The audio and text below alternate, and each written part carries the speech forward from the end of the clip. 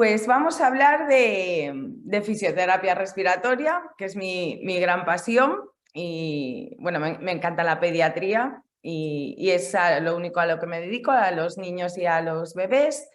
Pero dentro de todo lo que abarca la fisioterapia pediátrica, pues mi pequeña gran pasión es la fisioterapia respiratoria.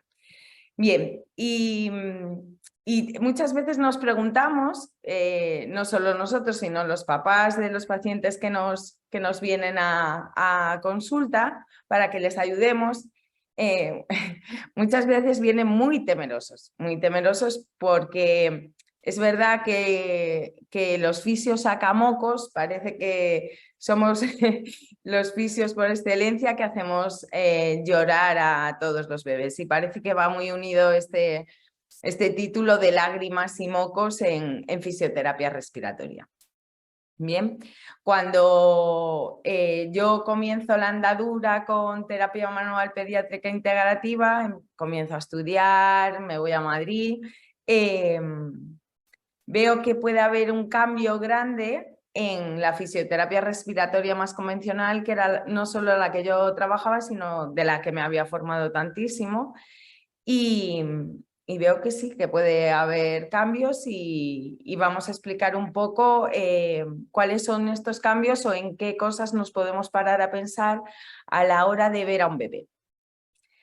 Bien, pues un bebé es mucho más que un pulmón, ¿vale? Y los fisioterapeutas respiratorios tenemos esa manía o ese pequeño deje de pensar muchas veces que lo único que estamos tratando es el pulmón del bebé. Y puesto que es un bebé, pues aparte de tener un sistema respiratorio, pues tiene otros sistemas, ¿verdad? Que lo acompañan y que trabajan conjuntamente. Entonces, esto sí que es una de las fallas que yo encontraba a nivel de lo que es la terapia en sí. Bien, yo veía que trabajaba con los bebés, hacía la terapia perfecta que yo había estudiado y demás, y como a las semanas algunos bebés volvían. O me encontraba a sus papás y me comentaban cosas que para mí eran como un poco raras, porque yo ya trabajaba en la pediatría, pero de repente me decía, es que está derrumbado. No, ya no gatea, lleva 15 días sin gatear, no es capaz y bueno, eran cosas que me sorprendían, puesto que solo había sido cuestión de ni siquiera una bronquiolitis, había sido un poco de moco a nivel de vía aérea inferior, pero no entendía muy bien el porqué. Bien, y vamos a explicar un poco qué cosas desde la visión de Tempi podemos empezar a mirar, como decía Elena, con una mirada mucho más amplia, menos focalizada en el pulmón de ese niño y mucho más abierta a todas las cosas que están sucediendo, que quizás muchas veces lo importante en consulta no sea el pulmón, sino otras interferencias quizás en otros sistemas que son los que están arrastrando a ese pulmón y viceversa, ¿vale? Porque hay veces que el pulmón arrastrará también otros sistemas, ¿bien? Vale, el menú. Pues el menú... Dime. Creo que no estamos viendo que pasen las diapositivas. A veces ¿No las veis? No. Entonces, a veces pasa porque tengas muchas ventanas abiertas. Creo que una vez nos comentó, no sé si Lucy o Iñaki, y si no, ponlo en vez de en visualizar, como si estuvieras poniendo tu... Vale. En pequeñito, digamos. Vale, espérate a ver. Vale. Vale, espera a ver. Aquí. A ver si me deja. No, está. A ver, aquí. Vamos a ver qué hay abierto. Vamos a hacer. Y no deja de compartir, no sé si. Cuidado que te vamos a ver. Pues la siguiente. Pasamos al menú de este webinar de hoy, ¿vale? Como ya leísteis en la info que nos enviaban, ¿verdad?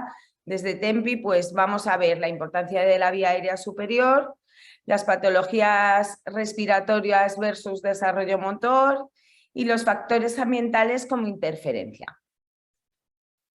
Dentro de la importancia de la vía aérea superior, esa vía aérea tan olvidada en fisioterapia respiratoria, porque lo único que hacemos en fisiorrespiratoria para la vía aérea superior es el lavado. Es lo único que realizamos. Es como, y además nos hinchamos, por así decirlo, no paramos de hacer lavados nasales a los bebés pensando que esto va a mejorar. Y en algunas ocasiones no solo no mejora, sino que va peor. Y es una cosa muy curiosa, ¿verdad? Porque lo único de lo que nos hablan, tanto pediatras como los fisios, es de usted hágale lavados nasales antes de cada toma, antes de... Bien, pues hay muchas más cosas, porque afecta a muchos más sistemas. Afecta a la respiración, a la alimentación, a la calidad de ese sueño, y no solo a la calidad, lo vamos a ver ahora, y a la actividad, no solo a la actividad física, sino a la actividad cognitiva, ¿vale? A ese aprendizaje que tienen estos niños. En la respiración, pues ya sabemos que en cuanto a la respiración, la vía aérea superior es la entrada y salida de ese aire, ¿verdad? Pues cuando hay problemas en esa vía aérea superior va a haber una disminución del calibre de la vía aérea, de esa vía aérea superior, no de la inferior, pero de la vía aérea superior, que va a llevar a una dificultad de la entrada y salida de aire. Esta dificultad en la entrada y salida de aire ya tenemos que tener claro que depende de si es más pequeñito el bebé o es menos pequeñito, ¿vale? O si es un niño más mayor. Cuanto más pequeñito sea el bebé, pues a una dificultad de esa entrada va a haber efectos mucho más adversos y más perjudiciales para ese bebé.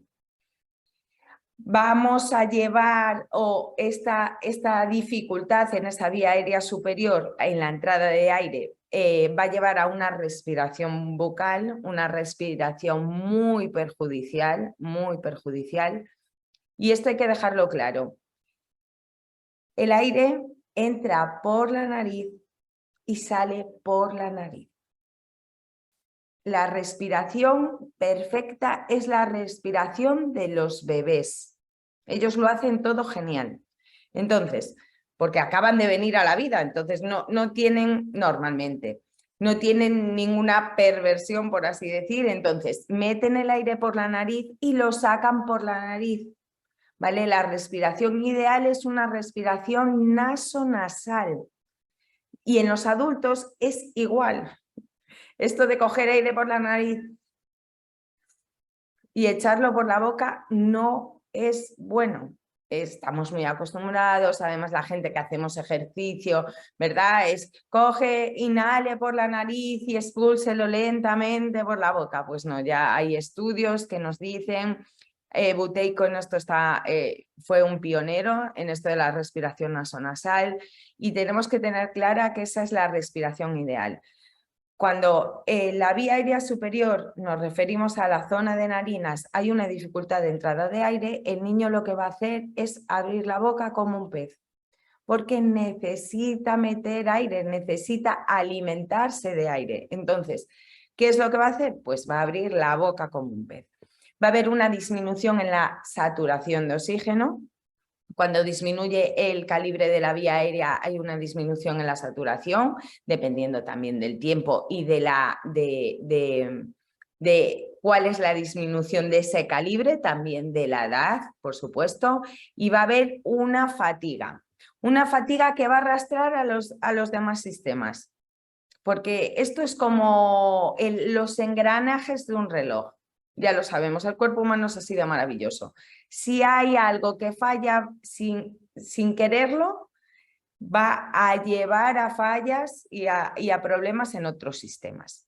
Y el de la respiración siempre lo tenemos muy claro, los problemas en la vía aérea superior, pero hay otro tipo de problemas. Bien, vamos a ver qué problemas hay en el sueño. No sé si os habréis dado cuenta, los papás lo tienen clarísimo, pero no sé si os lo han comentado en consulta, que no duermen sus bebés. Cuando tienen patologías respiratorias, esos bebés no duermen, no es un sueño reparador. ¿Por qué? Pues porque el acto de respiración, que suele ser semivoluntario, ¿verdad? Respiramos sin darnos cuenta, pero es voluntario cuando queremos coger aire, ¿verdad? Pues pasa a convertirse en una actividad autorregulada. Autorregulada, ¿por qué? Por quimiorreceptores, varoreceptores, y al final lo que hace es darnos problemas en esa regulación. ¿Por qué? Porque cuando el niño tiene dificultades para respirar y sobre todo produce apneas, esto se va a ver, esto va a llevar a la fase no REM a dificultades. Esa fase no REM es cuando se producen los movimientos rápidos y es cuando llevamos a los músculos, a la musculatura a expandirse. Entonces, muchas veces nos va a dar problemas en esa expansión pulmonar. Bien, por eso se producen esas apneas, ¿vale? Va a haber una disminución del descanso, microdespertares, son niños que se despiertan constantemente. ¿Por qué? Porque como se producen microapneas, a veces yo no tengo por qué escuchar a mi bebé hacer la apnea.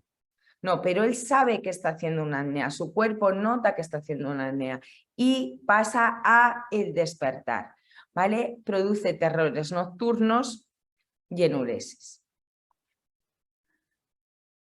En la alimentación, pues en la alimentación, ¿qué problemas va a dar los problemas de vía aérea superior en la alimentación? Va a dar problemas con una dificultad grande en la succión, va a haber un babeo en exceso, una salida de la lengua también en exceso y un cansancio en esa deglución-succión, ¿vale? Ya lo vemos, son niños que la mamá te comenta, es que se retira mucho del pecho, ¿verdad? Se retira mucho del pecho a la hora de mamar. ¿Por qué? Porque no pueden respirar y alimentarse a la vez. Un bebé sano, un bebé sin problemas de vía aérea superior, se alimenta y deglute a la vez. Ellos son unos cracks en esto. Pueden respirar y deglutir a la vez, ¿verdad? Pero cuando tienen problemas respiratorios, se tienen que retirar. ¿Retirar para qué? Para coger aire, porque no pueden coger aire por las narinas. Y luego tenemos problemas en la actividad. Ya os dije, actividad tanto física como actividad intelectual. Hay una disminución importante porque esos niños no descansan. Y si los niños no descansan y no duermen y no se pueden alimentar bien, no van a poder ejercitarse bien, no van a poder correr, no van a poder saltar, tienen mucha fatiga, mucho cansancio y hay una gran pérdida de concentración. Esto es así. Y esto parece que no nos damos cuenta. Es verdad que no solo esto tiene que verse en nuestro ámbito, también sería interesante que dialogásemos también con los maestros para ver que cuando ese niño tiene muchas pérdidas de concentración, miremos a ver si es un niño que siempre tiene la boca abierta, que siempre tiene que respirar por la boca porque no es capaz de respirar por la nariz. Además, fijaos, en esto es muy curioso porque esta disminución en la actividad física a veces da un aumento en la actividad y es muy curioso. Los respiradores bucales, estos niños que tienen SAOS de una manera exacerbada, están como hiperactivos, pero esto no quiere decir que puedan llevar, están como nerviosos, por así decirlo.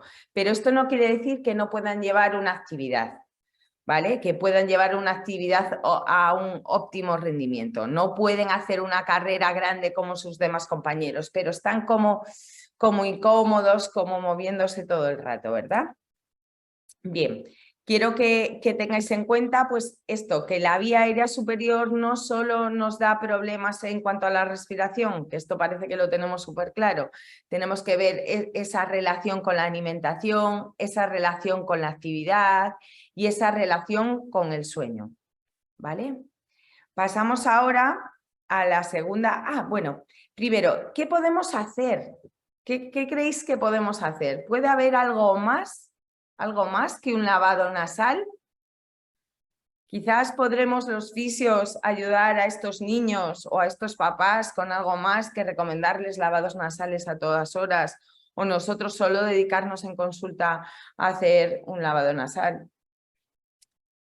Pues sí, sí que podemos ayudarles. Les ayudaremos en cuanto a la vía aérea superior con terapia manual pediátrica integrativa. ¿Por qué? Porque trabajamos la zona craneal y la zona del viscerocráneo, la zona más facial, comúnmente llamada, ¿vale? Y entonces, si ayudamos a la expansión de esa cara, ayudamos a la expansión de esa nariz, facilitaremos esa entrada de aire. Porque hay un tándem muy importante, el moco y la mucosa en esta vía aérea superior. Y a veces no todo es moco, y esto parece que no lo queremos entender mucho los que nos dedicamos a la pediatría. No todo es moco, porque a veces es una inflamación de la mucosa. Estamos cansados de repetir esto en Tempi, porque hay veces que hay una inflamación y una irritación de esa mucosa, y eso va a dificultar la entrada de aire. ¿Hay moco? No, no hay moco. Hay inflamación. Si nosotros solo nos preocupamos del moco, vamos a seguir teniendo esa inflamación que podemos ayudar con medicación inhalada, ¿verdad? Y podemos ayudar con terapia manual. ¿Para qué? Para desinflamar y hacer una apertura. ¿Bien? Pasamos a la segunda parte del menú. Las patologías respiratorias y el desarrollo motor. Fijaos, me encanta esta imagen. Vemos a un niño tumbado. Ahora nos dirían, no se puede dormir boca abajo. Pues no, no. El boca abajo lo vamos a dejar para el resto del día que el bebé no está durmiendo, para que explore y para que se coma el mundo. Bien, pero este bebé está durmiendo boca abajo. Y nos vamos a encontrar en consulta a muchos niños que necesitan dormir boca abajo. Pero fijaos qué curioso, tiene el pompis o el culo levantado. Y fijaos también en esa boca está totalmente abierta. ¿Por qué? Porque no puede respirar por la nariz. Bien, como no puede respirar por la nariz, respira por la boca, pero aparte, como tiene una dificultad respiratoria, tiene que levantar ese pompis, tiene que levantar el culo para ayudar al diafragma a que se expanda y tenga más recorrido. Y esta imagen es muy curiosa porque muchos papás os vendrán y os dirán, no, duerme bien, ronca, no, no ronca, duerme boca abajo, así, un poco raro. Un poco raro, ¿cómo? Pues quedaos muy bien con esta imagen porque la vais a tener muy presente. ¿Qué pasa con las patologías respiratorias cuando se alargan un poco en el tiempo? O quizás son patologías respiratorias un tanto graves. ¿Qué quiere decir con tanto graves? Pues que a veces necesitan ingresos hospitalarios. Vale, pues la clínica nos dice que estos niños tienen luego problemas en su desarrollo motor. ¿A qué me refiero con problemas en su desarrollo motor? Pues que parece que descienden unos escalones, ¿verdad? Unas etapas en ese desarrollo motor. Bien. ¿Qué vemos en esto? Pues que hay una gran influencia en estas patologías respiratorias porque si el diafragma es el músculo por excelencia de la respiración, ¿vale? Pero si el diafragma tiene que elegir entre respirar o hacer de sostén para que el bebé se mantenga sentado, tener muy, muy claro que el diafragma va a decir que va a respirar. Porque si no respira ni se va a sostener ni va a hacer nada, ¿vale? Entonces, esto nos pasa. Preguntamos al diafragma otra vez de nuevo. ¿Qué eliges? ¿Eliges respirar o eliges que el bebé pueda ascender las piernecitas cuando está tumbado boca arriba? Pues va a decir, no, las piernas que estén, las piernas que no se muevan, pero respirar hay que respirar. Entonces tenemos que ver que este problema interfiere en el desarrollo motor. Pero hay veces en las que una falta de desarrollo motor influye en las patologías respiratorias y parece que esto nadie nos damos cuenta y existe, está ahí. Bien, hay veces que los niños no han estado mucho tiempo boca abajo, son niños que están todo el día boca arriba, es como que el mundo les viene, ¿verdad? Y esos niños no ayudan a que ese diafragma descienda, ¿vale? Porque a lo largo de la vida el diafragma tiene que descender, ¿vale? Y tiene que dejar de ser más horizontal para volverse como en forma de cúpula. ¿Para qué? Para tener una capacidad respiratoria mayor. Y esto interfiere en la respiración. Los problemas de desarrollo motor interfieren en la respiración. Parece que esto solo lo vemos con niños neurológicos, que sabemos ya que como tienen un problema motor grave, van a tener problemas en la respiración, pero estamos viendo diariamente niños que deberían de, pues por su edad de desarrollo postural y motor, estar haciendo unas actividades y están muy por debajo de esa edad. Bien, y esto interfiere mucho. Son niños que tienen muchos problemas respiratorios y niños que además no solo tienen problemas respiratorios, sino que tienen muchas recidivas en esos problemas respiratorios.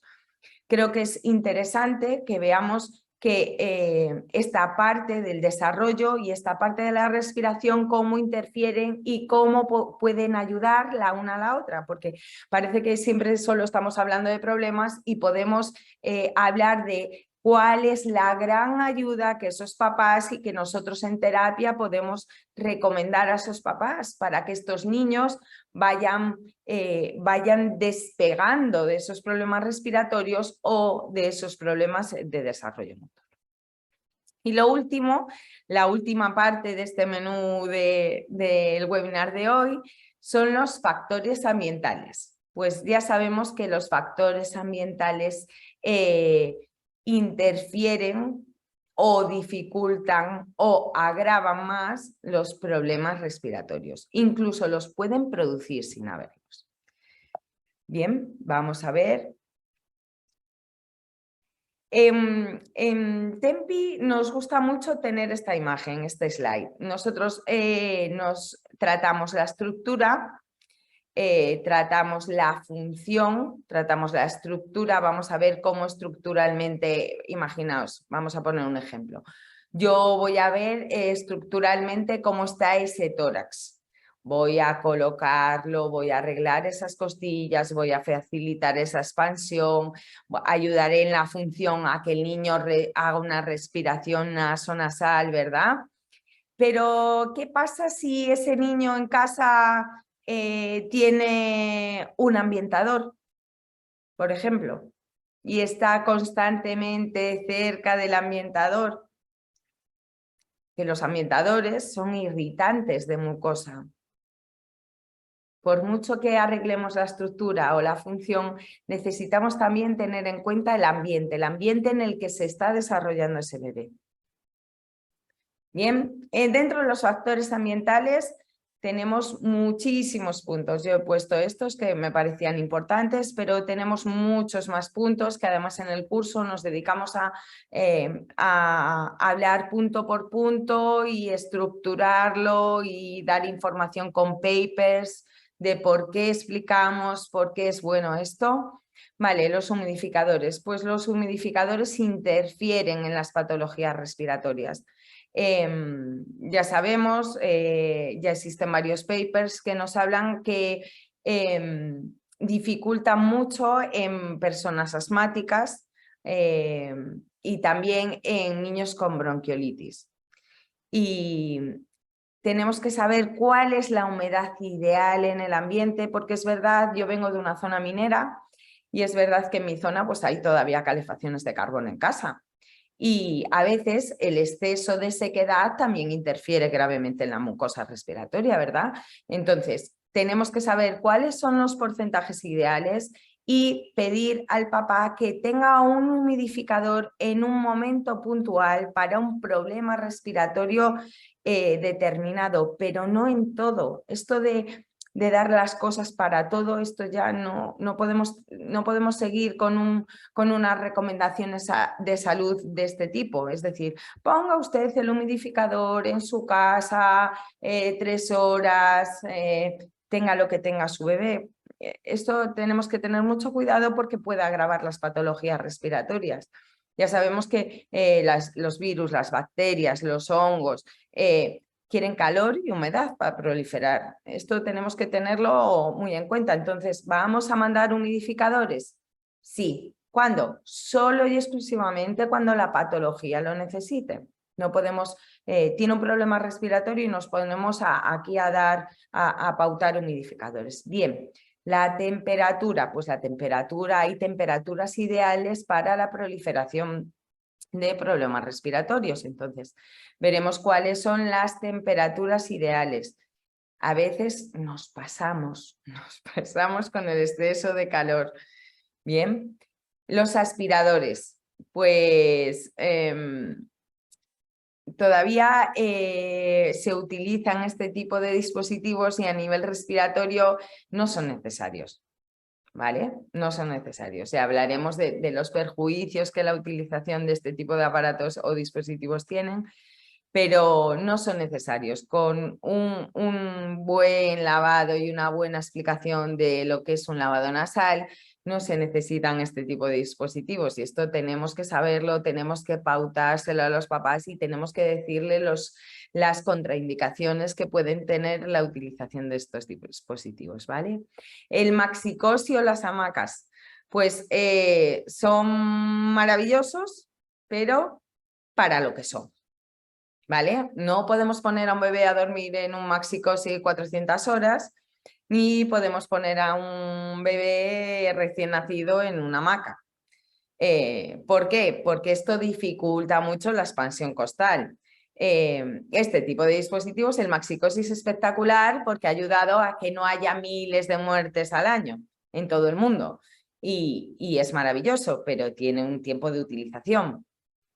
Y esto ya se publicó en el 2001 en la revista Pediatrics, no es una cosa de hace 2 días. Entonces, tenemos que fijarnos en si vienen en Maxi-Cosi, qué les debemos de decir, cuánto tiempo deben de utilizarlo, las hamacas, desde qué edad debería de ser recomendado la utilización de la hamaca, cuánto tiempo, porque son perjudiciales. Y más cuando el niño tiene problemas respiratorios, porque ya tiene una dificultad en su entrada y salida de aire. Entonces no queremos ponerle como un hándicap a mayores de ese problema que él ya tiene, ¿vale? Los difusores de aromas, de aromaterapia, tenemos que tener en cuenta que son productos externos a la mucosa. Son irritantes, los perfumes son irritantes, estén hechos de margaritas silvestres y lo que sea, son irritantes. Igual que algunos productos químicos, el cloro de las piscinas también es irritante. Hay veces que las cosas huelen mal, pero es que a veces la caca de un bebé no puede oler bien, ¿vale? Y no pasa nada, se ventila un poco y no hay problema. Pero últimamente estamos utilizando en exceso este tipo de dispositivos, difusores de aromas y demás, y son muy perjudiciales y mucho más cuando hay problemas respiratorios. Bien, salir al exterior. Pues hay que salir al exterior todos los días. Esto está clarísimo, a menos que tenga un pico de fiebre altísimo. Pero aún así, con algo de bronquiolitis se tiene que salir al exterior. Hombre, si está hospitalizado el bebé, no. pero si no, es bueno que respire aire puro. También hay que ventilar en condiciones las casas. El COVID, de las cosas buenas que ha traído, es la higiene de manos, punto número 1, que se nos había olvidado un poco. Esa higiene de manos, no el exceso de higiene, la higiene de manos y el ventilar. Ya todos sabemos que tenemos que ventilar varias veces al día y muchas veces para que haya un cambio.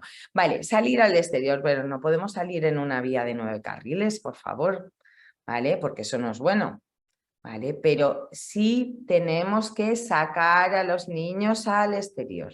En países del norte de Europa sacan y ponen a sus bebés a dormir la siesta, abrigaditos, pero a dormir la siesta en el exterior, en las horas de mayor temperatura.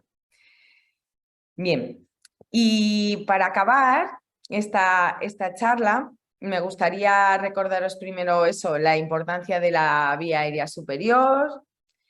También me gustaría recordaros las enfermedades respiratorias o problemas respiratorios versus desarrollo motor y esa mirada mucho más abierta a ese bebé, no ese pulmón, sino mirarle como un todo, mirar esa nariz, cómo respira, cómo la tiene, cómo tiene el cráneo, ¿verdad? Y los factores ambientales que además os vais a tener que hacer expertos en factores ambientales porque son las recomendaciones para casa. Vosotros podéis hacer en clínica muchas cosas, pero esto es para casa, son los deberes para los papás. Entonces, recordamos este menú del que hemos hablado y me gustaría dejaros con este dicho de Gregory Megirer, que dice: recuerda respirar, después de todo es el secreto de la vida.